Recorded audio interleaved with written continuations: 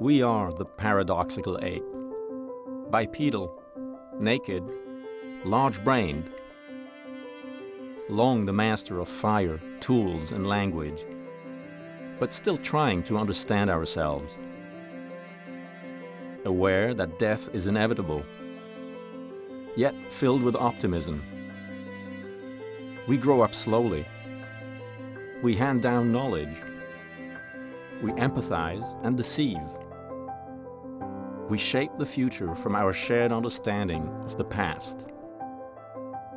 CARTA brings together experts from diverse disciplines to exchange insights on who we are and how we got here. An exploration made possible by the generosity of humans like you.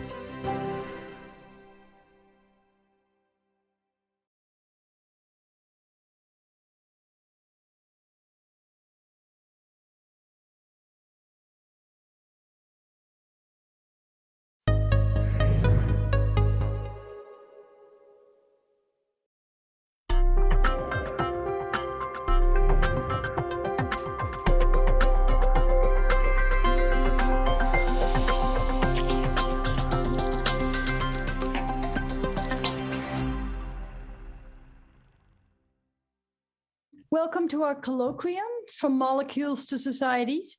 I think by this point we are past the molecules and onto the societies. Originally, I was asked to speak on coalitionary aggression in general, and it was such a huge and sensitive topic that I just couldn't manage that. So I've narrowed my presentation to the impact of social ties on coalitionary aggression, which I think is the biggest difference between us and our primate relatives. Okay, the first slide here that I'm showing, it shows the two-edged sword of social ties. On the one hand, binding large coalitions, but on the other hand, reaching out across boundaries. So I'm going to begin with a comparison of intergroup relations between humans and our closest primate relatives, from whom we took very different paths about 6 to 8 million years ago. So you can see here the different paths of bonobos, chimps, and humans. Bonobos, for intergroup relations within groups and between groups, they're known to be the make love, not war primates. You have strong intergroup female alliances. And when groups meet, it's being shown that now there's more and more evidence that females can mingle between groups, but males remain tense, but they're not aggressive. Then if you move on to chimps, you have very strong intergroup male alliances and lethal coalitionary intergroup aggression at the borders of territories. And then when you get to humans, it's kind of a mix between the two. On the one hand, you have intergroup affiliation, peacemaking, cooperation, as these two men from Enga and Papua New Guinea are making peace. You also have frequent intergroup coalitionary aggression. So these are sort of the major differences in intergroup ties. One of the major differences between humans and our other primate relatives is the scale of human intergroup aggression. You have small ritualized wars, somewhat similar to chimps patrolling boundaries, to devastating wars with 75 million deaths like World War II. Human coalitionary aggression is the product of a number of tendencies. One of them is phylogenetically based social behavior, then language, which is great for insulting people and other such things. And then you have cumulative culture. So you have advanced weaponry and technology. You have arts and symbolism, which allow boundaries to be formed. These Yali men are patrolling their boundaries with their penis gourds. And then you have institutions, social, religious, and political, which organize people for war. So what is really distinctive in humans is the presence of social ties, which creates very different behaviors. You have lifelong maintenance of mutually supportive blood ties by both males and females, so that when they disperse for mating, they maintain relations with their natal groups and can move back and forth. You have what's been called the release from proximity, and people maintain supportive ties in the absence of sharing residence with people in other places. These are almost like virtual communities. And then you have strong selection pressures to attract cooperators in other groups and a major concern with reputation. So the social ties in humans between groups, they provide alternate residences so that if people are short of resources in one area, they can move to another area to get help. You have frequent visiting and bi-local residence, which means sometimes they live with the wife's kin and sometimes with the husband's kin. So what's the scaffolding for these human intergroup ties, which make them so different than our other primate relatives? My first candidate for this, and of course we don't know, is cooperative breeding. Cooperative breeding is a reproductive system where groups members other than biological kin help in raising the young. As you can see, these little girls are helping with their siblings. We have a very slow life history and a long childhood in which bonds are formed, long-term bonds of caring with many community members, old and young. And you have continuation of these bonds after dispersal for mating and marriage. And this really pre-adapts for social ties and cooperation. And then here, one of the better known books on this is Sarah Hrdy's Mothers and Others. And I have some other references down below. The second scaffolding, which really makes a difference between humans and our closest primate relatives, is pair bonding. We have long-term bond between a male and a female that leads to reproduction. As Bernard Chappé has argued, I think very convincingly, then paternity is recognized through proximity of father to mother. And then when people recognize mother and father's kin, you double your kinship universe and those with whom you have ties. And then maternal and paternal kin have an interest in investing in the offspring. Reduces male competition and it flattens the hierarchy because males are no longer competing for multiple females. So I'll give an example from my own work. I work with the Junglasi or Kong Bushmen of Namibia and Botswana, and the Junglasi Bushmen have networks for minimizing risk. It's called Haro, and this is a gift exchange underwritten by a relationship of mutual support in times of need. So people send gifts to others, and they say, I hold you in my heart, you hold me in yours, and we will help each other when we are in dire need, or just for pleasurable visiting. Each person has 70 to 20 partnerships per person between 2 kilometers and 200 kilometers away.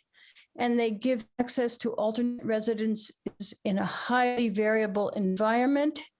And 4.3 months a year are spent visiting partners. This beautiful woman on the left, Shukonga, is decked out in all of her Haro gifts to show and display all of her social connection because she's trying to marry off her grandson. And on the right, the map shows all of her ties. These are where all her Haro partners are. The ones on the far right at Sahitwa are 200 kilometers away. So that just gives you one possible example of such intergroup ties and systems. Okay, so when do we get the first evidence of intergroup interaction and tolerance? How do we know? We can tell by the movement of goods found on archaeological sites. We can often trace their origin and then see where they ended up and then get a sense of how far they moved. We can use beads, we can use lithics, we can use ochre and teeth and bones.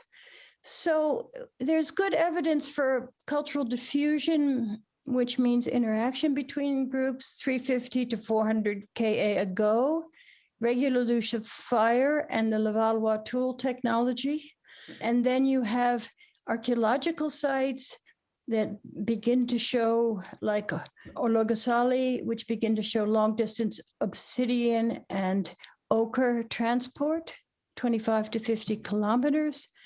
In Pinnacle Point in South Africa, 160,000 years ago, you have heat-treated silkweed, which is probably a culturally transmitted technique. Bloembo's Cave in South Africa, 73,000 years ago, you have beads, shell beads, and engraved items. And then anywhere between 40 or 50,000 years ago, as in Mumbai, Kenya, you have ostrich eggshell beads, which really take a lot of crafting. So now that we've gotten that background, what is the impact of social ties on coalitionary aggression? The assumption is that all primates, my assumption is that all primates have the potential for aggression and affiliation, and humans both are structured by cultural lenses and cultural institutions. There's no drive for aggression or such things. So the one thing social ties can do is they can act as deterrents. You have Richard Wrangham's imbalance of power hypothesis formulated from chimpanzees, where male chimpanzees in coalitions kill neighboring group members along the borders under large power asymmetries when one group feels much more powerful than the other. And this expands probably access to resources and mates. But for humans, this has drawbacks because of the social ties. If you're dependent on your neighbors for alternate residence, for help, for mates and everything, it's not necessarily a good idea to kill them or deplete their resources. And many times in humans, it's labor rather than resources that may be short. So you don't want to displace your neighbors necessarily to get their land. And then you have often in the literature marriage by capture of women. Well, the drawbacks for humans are that you end up with mates without supportive in-laws, no grandmothers, aunts, so on from the maternal side. So you have a trade-off between maybe capturing a woman, getting more mating opportunity, but fewer to invest in the child's survival. So in this way, social ties deter coalitional aggression. Social ties can also act as a deterrent via revenge. The most frequent trigger for coalitionary aggression in small-scale societies is to take revenge. Why? I think because the threat of payback is a way of partially defending territories and resources that cannot be secured at boundaries. That is, people cannot round their boundary all the time to see if anyone is infringing. So if there's insult or injury or intrusion, the idea that that group will take revenge is a deterrent. Revenge is a very strong sentiment. It exists right up from the origin of humans until today. But in many societies, it's ritualized to minimize the destruction of social ties. So if two people need to take revenge or have an offense, everybody else in the group doesn't want to have their social ties disrupted. So you have a lot of ritualized aggression. You have club and axe fights among the Yanomami. In the Inuit, you have song duels, even over murders. Who can concoct the most clever song can win, and disputes are solved in that way. And you have spear duels among the Australian Aboriginals. But here comes the downside.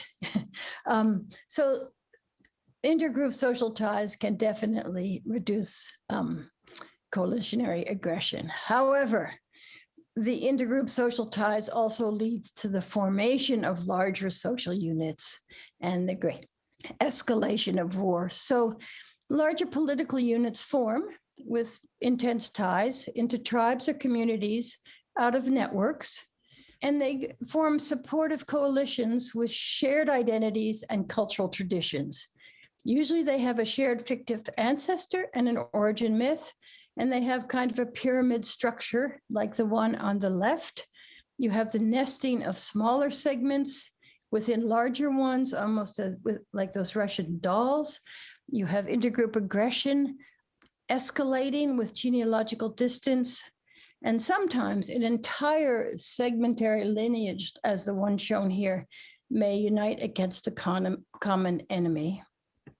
Just to give you an example of this, the communities or tribes that form out of networks. On the left is a map of reconstructed tribal group in Australia prior to contact with Europeans. Each group had 500 to 2,000 members.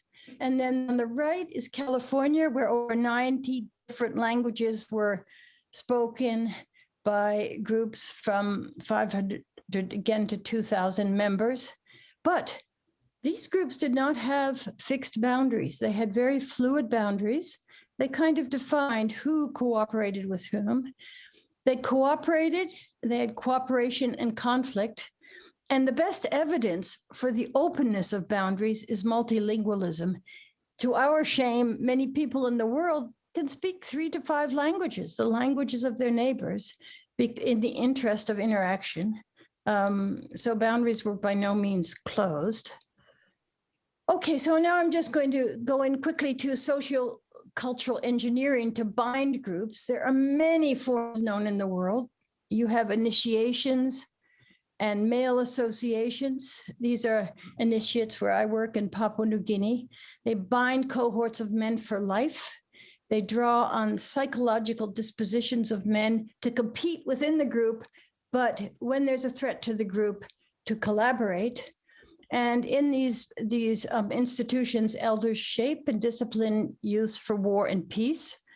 And there's evidence that this is really old, as many people think that the ancient cave art marked initiation sites. And there are some women's coalitions to keep men in line in Nigeria, but they're very rare in human societies. Most are between men. And then with this coalitionary violence in these larger social groups, you have to hold the group together. So you have a focus on honor, reputation, and sacrosanct values. And this is a quote I got from one of my Enga colleagues, old man. He said, when a man was killed, the clan of the killers sang songs of bravery and victory. Then their land would be like a high mountain. And that is how it was down through the generations. The members of the deceased clan would become small. They would be nothing. But when they had avenged the death of their clansmen, then they would be fine. Reputation was a big deal.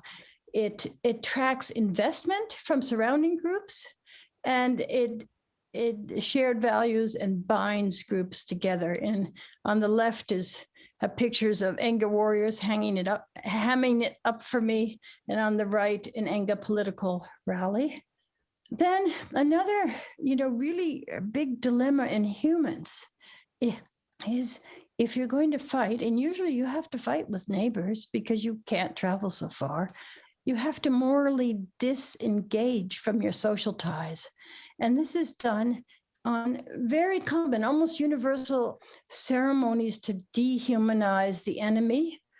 And the taunts and the dehumanization transforms emotion of friendship to lethal animosity within a matter of hours. I documented a full war in Enga, and at the war rally, they sang songs all night, but they sang, your girls are not like our girls, their skins are like crocodile skins and have pandanus thorns embedded in them. Our boys are afraid to touch their skins. You descendants of snakes, you can pay bride wealth to your own girls and marry all of them. These people had been going to school and church together a few days before. Somebody was killed. There was a dehumanization, and people started to kill each other. Of course, Rwanda is famous for this, the dehumanization of Tutsis by the Hutu as cockroaches and snakes to be exterminated. And then another very common thing that happens when you have larger coalitions is you have to hold those groups together. And there's a lot of conflict and competition within groups. So war is often declared against a common enemy, something we know in this country too, to unite the group. In the Dani warfare, West Papua, they had tribal alliances, and when conflict escalated within them, ceremonial wars were called on against another alliance to unite people. Another common thing is headhunting. This in the Philippines. It can be targeted against enemies or random unknown individuals far down rivers. So a group of men may go down 100 miles and find an old lady and a kid in a field, kill them and bring back their head, feel like heroes. And headhunting is done for revenge, capture of spirits, demonstration of manhood, uniting raiding parties, and it generates unifying celebrations and feasting. So those are all ways in which social ties, which bind groups, lead to escalation of war. The upside of intergroup ties is that they also facilitate peacemaking, something you don't have very much between groups, at all between groups in our closest primate relatives. This is on the left is a display at a Yanomami feast to turn enemies to allies. Peacemaking really limits coalitionary aggression at times. Alliances change very radically with peacemaking. Below is a peacemaking ceremony of the Andaman Islands where they cry together and feast. And in anger, these people I studied who had these dehumanization sessions, during their compensation peacemaking ceremonies, they exchange food and rehumanize the enemy. So I'm going to end up with an anecdote by one of my favorite old men in Enga, Papua New Guinea, Ambon Mati, who's a renowned peacemaker. I went with him once during the second Iraq War, where there was a lot of shock and awe going on. And also in Enga, high-powered weapons were just starting to replace bow and arrow in warfare. And war was raging, and churches, schools, clinics, everything was being burned to ash. And I said to him, Ambon, this is just so terrible. People are going crazy here. What's going on? And he said, oh, it's terrible, and it's much harder to make peace these days. He said, but I have a son down in town who I occasionally visit. He has a television.